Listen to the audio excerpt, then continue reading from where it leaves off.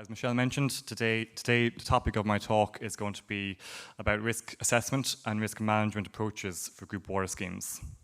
So as Donal referred to in his presentation, a group water scheme is a water supplier, and like all water suppliers, must meet the requirements of the legislation.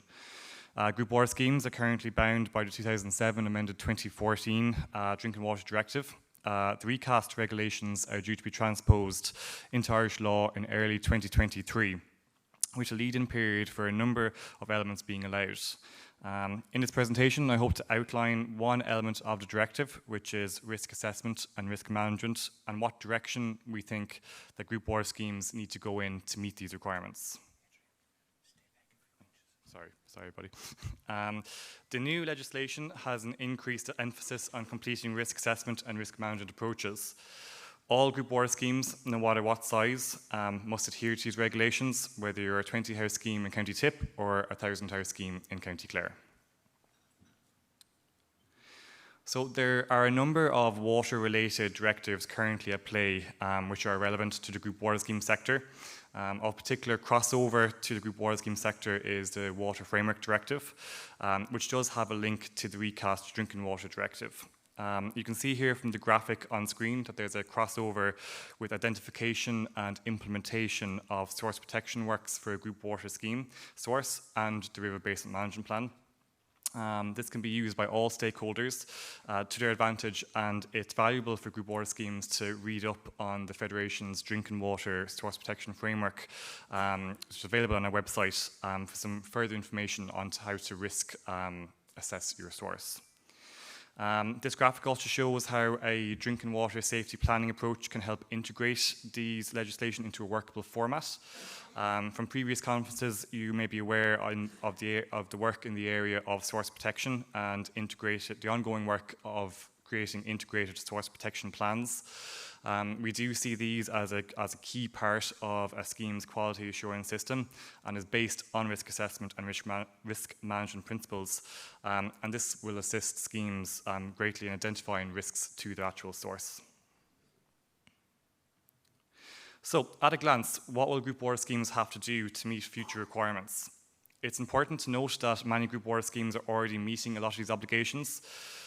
Some new requirements may include the completion of a report, as Donal outlined, for members outlining water quality data and usage data, in addition to improving the accessibility of water. So this could be done in the form of an annual reporting system as part of our AGM notice or along with billing. Accessibility of water to disadvantaged groups of people is also an important part of the new legislation. In terms of compliance and operational sampling, programs will tend to become more specific to individual group water schemes and include parameters specific to your source and treatment systems. Getting to know your source better will also be an important element, and raw water sampling plays a huge, vital role in this. The final frequency of the sampling, and I know the parameters involved, is being agreed, but there's different implementation dates. The process is still very much evolving, but now I just want to take you through both the current and future risk assessment and management approaches and where we think the system is going to go. So look, to understand risk assessment and management, we need to get back to basics, and we really need to understand each of our schemes. This is a typical example of a groundwater fed scheme. A graphic like this is very useful for any group water scheme board. We need to be able to critically look at each of our points and see what can go wrong at each of our points, obviously to risk to public health. The Federation's existing quality assurance system, which is based on hazard analysis critical control points, or HACCP, is an excellent way to do this. The critical control points are your source catchment, your abstraction point, your treatment system, your storage, and your distribution network.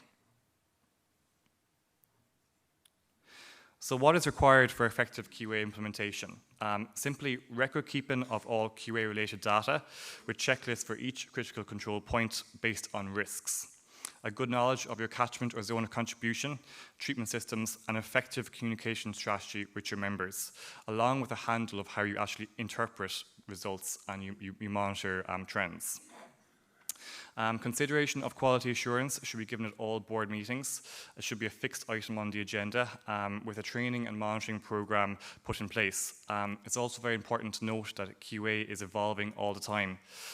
There's training, the Federation in conjunction with the Water Services Training Group offers training to schemes, so it's a good way to keep up to date with what's happening in the industry. So the Federation continued to work in assisting schemes with further implementation with the end goal of meeting compliance and documentation standards. As Joanne mentioned in her presentation, we are still seeing failures in the EPA report every year, and we really need to get a handle on that. We tailor, I suppose, the documents and the risk assessment for schemes requirements as part of our training and QA site visits with schemes. So the current QA system aims to prevent a water quality incident occurring and be prepared for one if it does occur. Improves overall scheme management to be more efficient and better informed, and provides members with confidence in the drinking water service. And finally, implementation of a quality assurance system is a condition of operational subsidy. But I suppose we all have to ask ourselves, are we doing enough? Is the system going to be enough? Can improvements be made? And look, our view is that yes, the current system is adequate for most schemes, but schemes with more complex water or treatment processes or less of a handle on their water quality should and must do more to protect public health.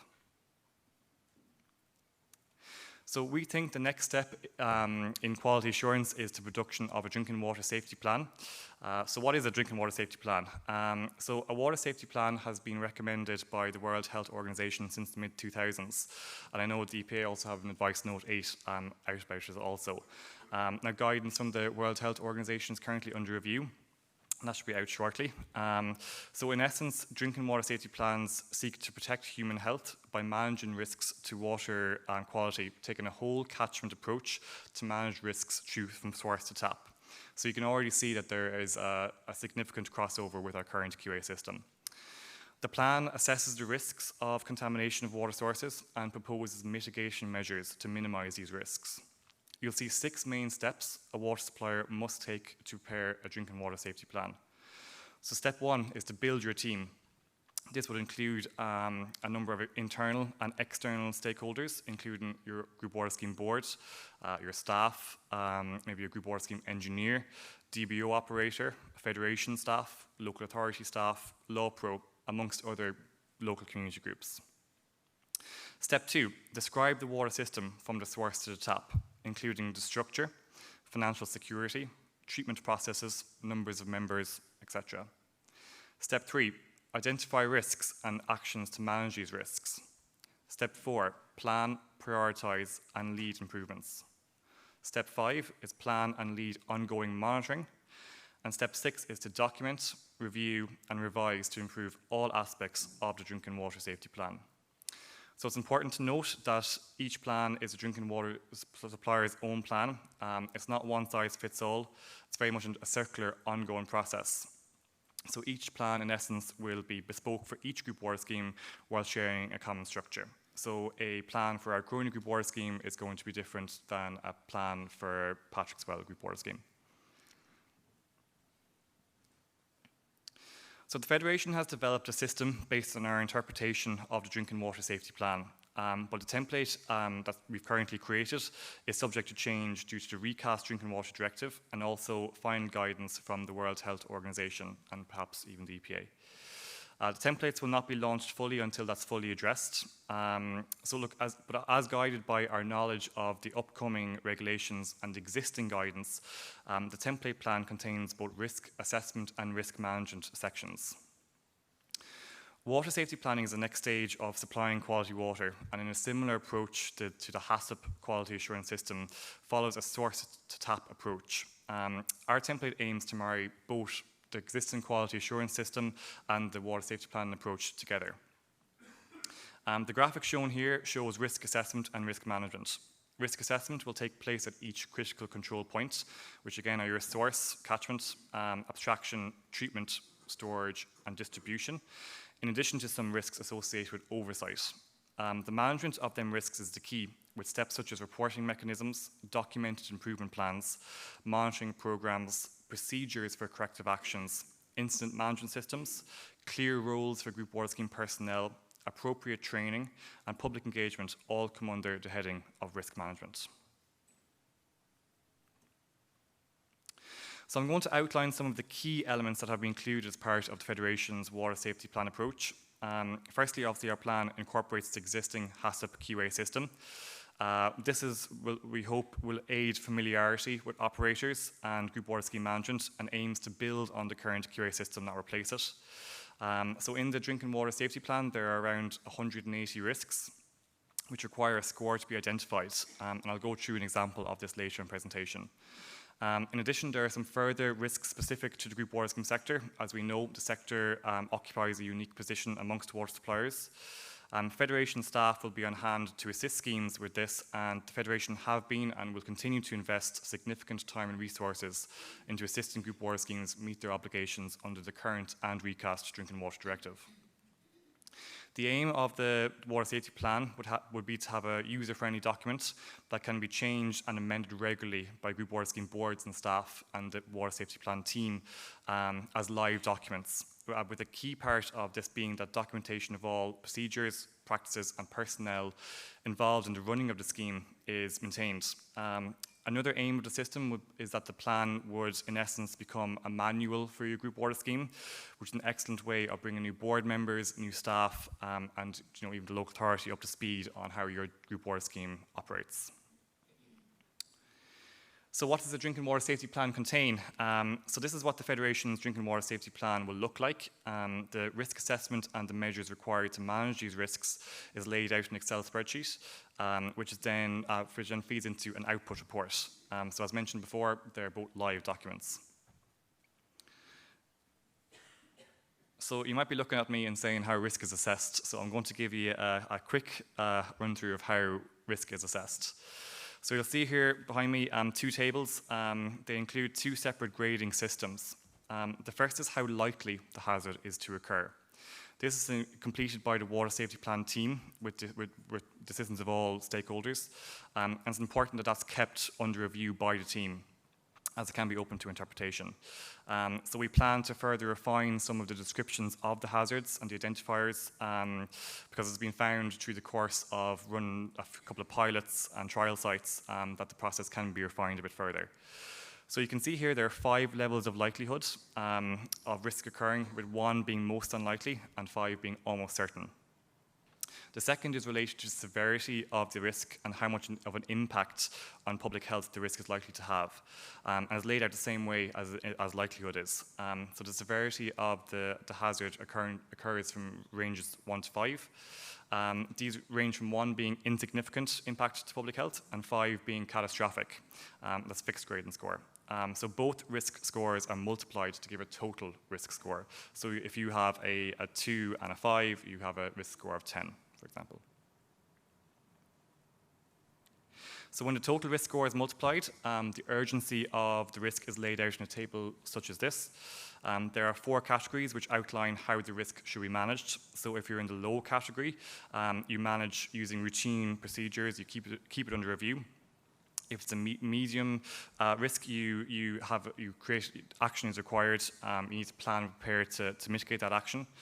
If it's high, it's a priority action required to mitigate hazards in the short term. And if it's very high, it's urgent action required to prevent the hazard. So shut down the supply, implementing of a boil water notice, water restriction, and action is required to mitigate the risk in the short term. So many of these risks are going to be very familiar to most people in the room today. It's only a snapshot of risks that are dealt with. These are all currently dealt as part of the HACCP quality assurance system. However, the Water Safety Plan approach will allow group water schemes to identify, prioritise and plan improvements for risks to their specific supply. Poor monitoring, alarm issues, lack of training, poor records, changing raw water, poor residuals, poor treatment, carryover, poor flushing and maintenance techniques, excessive leakage or backflow, unsuitable materials and poor standard operating procedures all count as a risk. So I'm now going to go through a worked example of a risk familiar to a lot of water suppliers, and this is linked to poor chlorine residuals.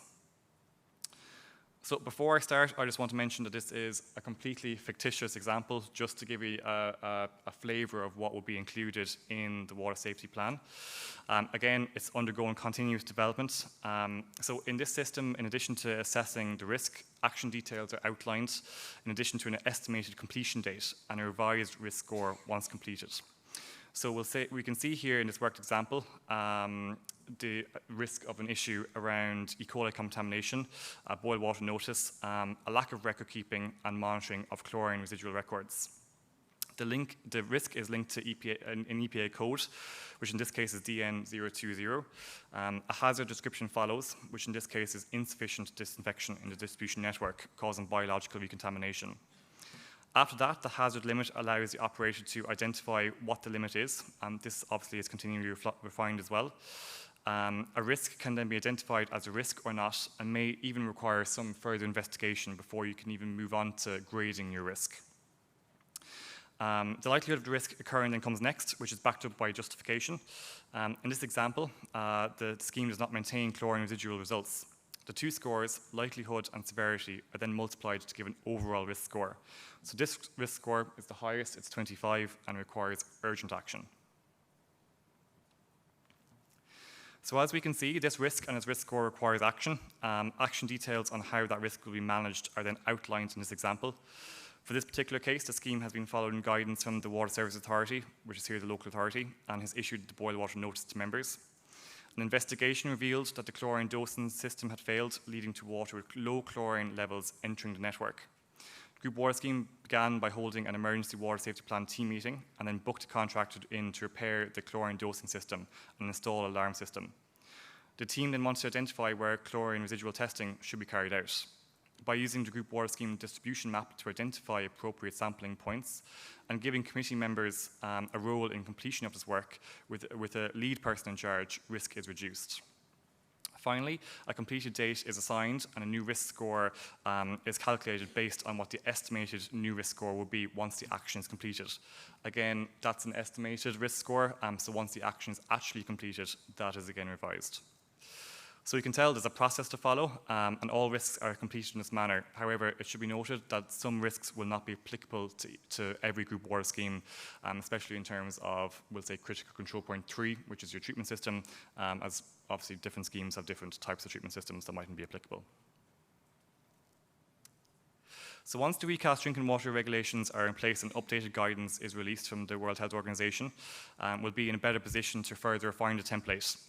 As mentioned, the trials are underway, which are giving us great insights as to how the new system is going to work. So the Federation is going to continue putting resources into helping group water schemes meet the requirements of quality assurance.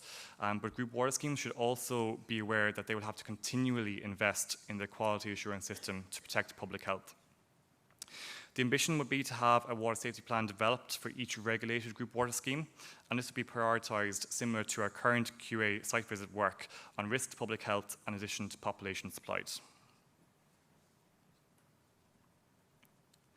I just wanted to outline some of the challenges that group water schemes may face in the course of adhering to the new regulations, along with some potential solutions.